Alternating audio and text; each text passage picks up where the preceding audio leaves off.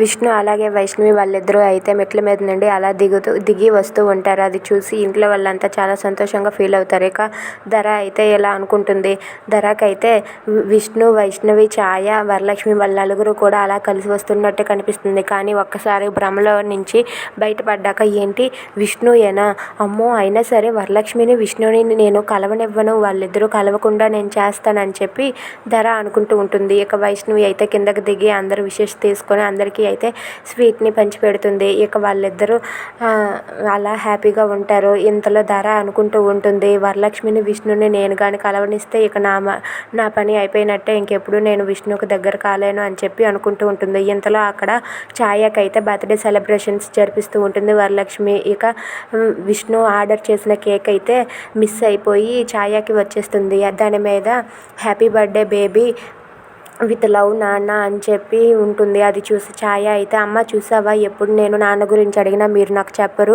నాన్న నాకు మీకు తెలియకుండా కేక్ పంపించారు, ఇప్పుడు నేను నాన్న వస్తేనే కేక్ కట్ చేస్తాను, లేదంటే కేక్ కట్ చేయను అని చెప్పి అంటుంది. ఇంతలో మారిపోయిన కేక్ని తీసుకుని వచ్చి విష్ణు అయితే ఇస్తూ ఉంటాడు. అది చూసి వరలక్ష్మి అయితే మీరు దగ్గరుండి కేక్ని తినిపించేసి మీరు మీ కేక్ని తీసుకుని వెళ్ళిపోండి అని వరలక్ష్మి అంటుంది. If you like this video please like, share and subscribe.